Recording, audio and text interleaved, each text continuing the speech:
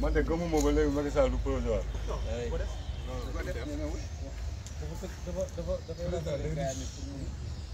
la cire, il aura besoin de filmer. Ça, c'est de la cire, hein? Il faut un objectif.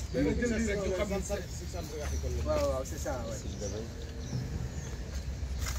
Il y a aussi des Russes qui sont occupés là-bas, hein? Voici la peau des abeilles, mais elles vont rien faire. Les abeilles là, nos amis sont là. Qu'est-ce que c'est?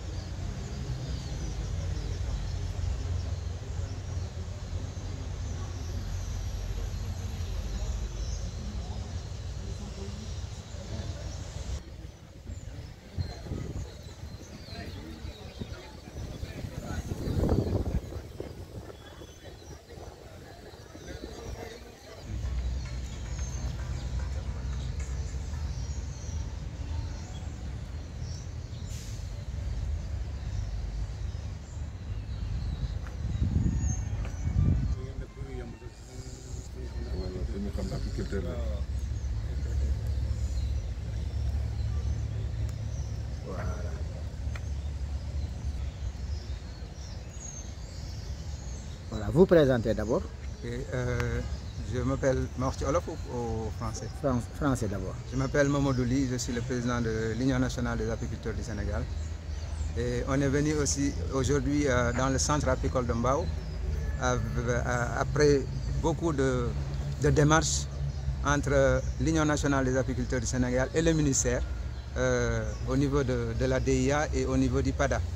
On a même rencontré le ministre sortant Ali Saleh Diop pour lui parler du don qui a été offert par l'ambassade du Japon à l'Union nationale du Sénégal, qui est là, le bâtiment que vous voyez. C'est un centre de traitement de cire. Et comme le don a été offert par l'INAS, à l'INAS, et depuis lors, l'ambassade du Japon n'arrête pas de nous faire des relances, parce que le don est là, le bâtiment a été construit depuis 2021. Depuis 2021 jusqu'à nos jours, 2018, je m'excuse, depuis 2018. Depuis 2018 jusqu'à nos jours, le PADA a accaparé le bâtiment. Et le bâtiment est là, il devait être à notre disposition pour que nous, qu'on travaille, pour qu'on crée des emplois. Et c'est dans ce sens que maintenant PADA ne veut pas nous remettre et ne fait rien dans ce centre de traitement de cire, qui est notre centre de traitement de cire en tant qu'apiculteur. Alors aujourd'hui, quelles sont les difficultés que vivent les apiculteurs? Aujourd'hui, les difficultés que vivent les apiculteurs, c'est qu'au niveau du PADA, il y a quelqu'un qu'on a nommé qui est le docteur Diawara, qui est le responsable du PADA depuis des années. Il est même à la retraite, ça fait 5 ans. Depuis 5 ans, il est à la retraite. Il est là, c'est comme si le pays n'a pas des gens capables de diriger ce département. Il est là à son profit. Il est là au profit de son clan, qui sont là. De son départ. Oui. Nous, on veut son départ. On ne veut plus le voir parce qu'il bloque l'apiculture. C'est lui qui a bloqué l'apiculture. Si tu le dis, il te parle de PAFAS. PAFAS qui est un programme au niveau africain qui n'a rien à voir avec l'Union nationale des apiculteurs du Sénégal. Et le PAFAS qu'il est en train de dire, c'est une coquille vide, il n'y a rien. C'est un programme qui a été mis en place par l'Union africaine qui n'a pas encore été exécuté. Et nous, ce qu'on veut, c'est que l'État sache qu'il y a pas mal de gens, pas mal d'étudiants qui sont là, pas mal d'experts qui sont là, qui sont capables de gérer le centre de traitement, le centre apicole de Mbao. Mais justement, l'administration est écrite. Aujourd'hui, qu'est-ce que vous avez fait avec l'ambassade du Japon, mais aussi avec les autorités de votre ministre de tutelle, en l'occurrence, par exemple, Ali Ngouille Ndiaye? Oui, notre ministre de tutelle, c'est le ministre de l'élevage. Là, nous, actuellement, c'est Amadou Ba qui est en même temps le Premier ministre, en même temps le ministre de l'élevage. On a écrit une demande d'audience pour lui rencontrer, parce qu'on a rencontré Ali Saleh Diop, mais on n'a pas encore reçu de retour. Et on a écrit aussi au niveau du ministère pour leur informer qu'il y a l'ambassade du Japon qui vient visiter le centre de traitement de cire. Et là, vous voyez, ils ont boycotté. Il n'y a pas un responsable du ministère qui est là pour nous accueillir, pour accueillir les responsables de l'ambassade. Oui, aujourd'hui, il n'y a que nous qui sommes là. Le centre est fermé, vous voyez bien, il est fermé. Et ça veut dire que celui qui est là, on ne veut plus de lui parce qu'il est à la retraite depuis 5 ans et il bloque, c'est lui-même qui a bloqué l'apiculture sénégalaise. Il bloque l'apiculture. L'apiculture, c'est une filière qui devait créer pas mal d'emplois. Qui devait créer beaucoup d'emplois à l'intérieur même du pays. Si vous voyez que maintenant nos jeunes sont en train de prendre des pirogues, c'est parce qu'il n'y a pas eu une politique publique digne de son nom. Vous voyez? Donc nous, ce qu'on veut, que l'État, le président Macky Sall et le Premier ministre sachent que nous, en tant qu'apiculteurs, on n'est pas du tout contents. C'est comme si on nous a mis on nous a vraiment laissé en rade. On nous a laissé en rade. Personne ne parle de notre cas, personne ne parle de nos problèmes. On a tout laissé entre Diawara, docteur Diawara qui est là depuis, qui est à la retraite encore, je répète, depuis 5 ans. C'est comme si c'est lui seul qui est capable de diriger le PADA. Et le PADA, c'est un programme qui n'est plus maintenant à jour depuis des mois ou des années. Et il est là, c'est lui qui a bloqué. Regardez les riches qui sont là. Les apiculteurs n'en bénéficient même pas. Vous voyez le centre, il est là. Les responsables de l'ambassade du Japon sont venus ce matin, ils n'ont trouvé aucun responsable du ministère ici. Vous voyez, donc ça veut dire que nous, en tant qu'apiculteurs, au nom de tous les apiculteurs du Sénégal, on ne veut plus voir Diawara qui est à la retraite depuis 5 ans. ci wolof rek nga tënk ñu ko lan moo tax tey da ngeen mel ni dafa ngeen mere ba futt ki nga xam ne yow moo yore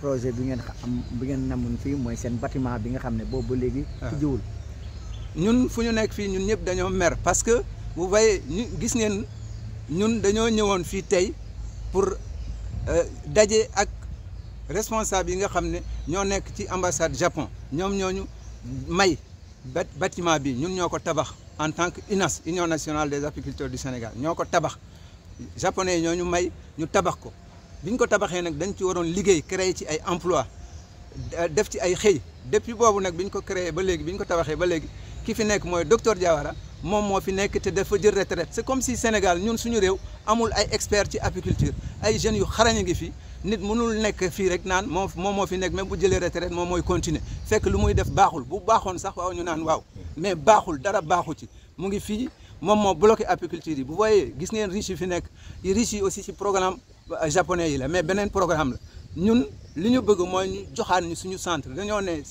état du Sénégal ñu ngi woo président Macky Sall mu xam ne filière apicole bi nga xam ne dafa logé au ministère de l'élevage filière bi doxul lépp lu ñu ko ci wax nag na xam doxul. parce que apiculture kan moo waral na doxul kan moo tax doxul. lu tax doxul mooy docteur Diawara bi nga xam ne mu ngi fi depuis bi mu fi nekkee ba léegi ñu def programme PADA bi ñu ko defee programme bi doxul. ban année ngeen ko def. programme PADA presque mu ngi judd 98 ba la judd boobu ba léegi docteur Diawara moo fi nekk ba mu jël retraite ba léegi ñu ngi ko ci maintenir. te ngeen tabax seen lii te ñu tabax suñu lii en 2018 bi ñu ko tabaxee ba léegi amul benn emploi bu mu créé gis ngeen ko ñun dafa tëju nii bi ngeen gisee ñun li ñu bëgg mooy président Macky Sall mu ubbi bëtam mu xam ne lépp lu ñu koy wax ci filière apicole bi du dëgg amul benn mesure. benn élément de mesure bi nga xam ne mën nañ ko teg ba ñu ne apiculture bi dox na apiculture bi dara doxu ci parce que ñi ko waroon doxal ñoom ñoo ko bloqué ñoo fi nekkal seen bopp. li ngeen bëgg léegi fu mu toll nii. ñun li ñu bëgg mooy li nga xam ne ambassade Japon moo ñu ko may ñu ko don mooy centre de traitement de cire bi moom moo ñu ko may document yaa ngi fii ñun yor nañ ko moom ñoo ñu contacté naan ñu depuis léegi 6 mois ñu ngi ñuy contacté di ñu naan dañoo bëgg ñëw xool li nga xam ne ñoom ñoo ñu ko mayoon. waaw évaluer xool ndax loolu mu ngi dox ndax jur na ay xëy mais ba léegi ñun bind nañu sax. da ngeen bëgg mu tijji wala. dañoo bëgg mu tijji mu créer ay xëy. ñu doomu Sénégal yi di ci liggéey loolu la ñu bëgg parce que ñun apiculteurs yi. yaa ngi ne seen diggaay waa ji tamit na leen abal. waa ji il faut mu abal ñu. parce que nit mënu fi nekk jël retraite 5 ans ñu ko ci maintenir te. lu muy liggéey dara baaxu ci. mooy kan mooy docteur Diawara soxlatuñ ko il faut mu jóg fi nit ne éternel te bu fekkoon dafa am liggéey sax bu fekkoon day liggéey pour réewum jëm kanam d'accord mais liggéey poosam la fi liggéeyee ak ñi fi nekkal ñun dañoo ne président de la République il faut mu xool. bu baax apiculture bi mu xool secteur apicole bi. mais administration écrite la est-ce que lan ngeen def yéen pour nit ñi xam ne yéen a ngi ci ay problème ñun bind nañu ki fi nekkoon mooy ministre Ali Saleh Diop dem nañu sax rencontré ko toog ak moom document lettre yëpp a ngi fi waaw bi mu demee aussi bind nañu aussi ministre Amadou Ba nga xam ne moom aussi moom moo nekk ministre de l'élevage waaye ba léegi moom rencontré wuñ ko ba léegi jotuñu retour bi ñuy encore di japonais yi di ñëw bind nañu encore pour informer ministère bi pour ne ko japonais yi kat dañu sonnal nee nañu ñoom daal il faut ñu ñëw xool li nga xam ne ñoom ñoo ñu ko mayoon ndax mu ngi dox wala doxul léegi nag ñu ne ñun donc il faut cette fois-ci ñoom ñu ñëw ñu bind nag ministère bind ko ne ko ñun de japonais yi nee nañ dañuy ñëw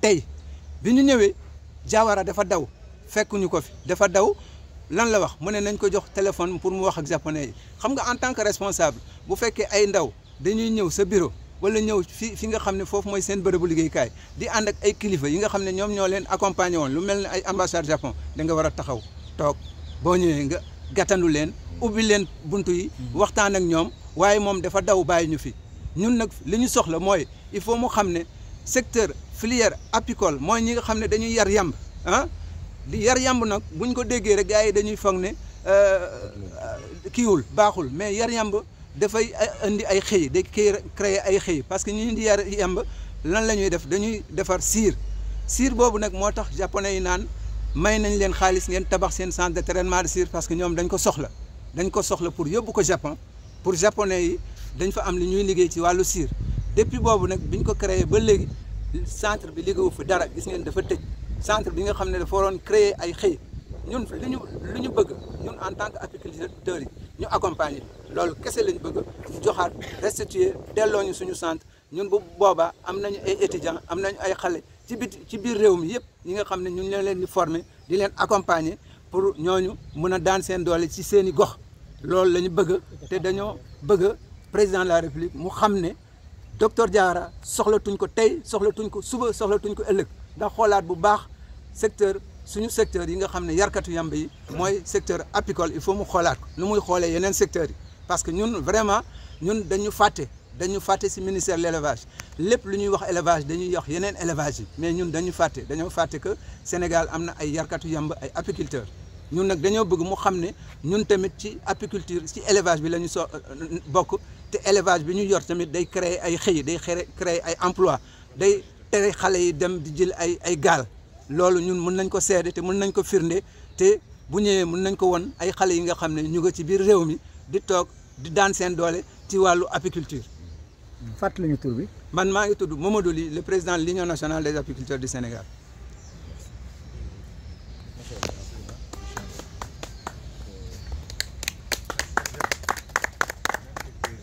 Le départ de Diawara.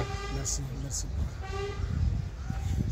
Est-ce que quelqu'un ne pouvait pas parler en pulaar? Non, sinon ça va encore.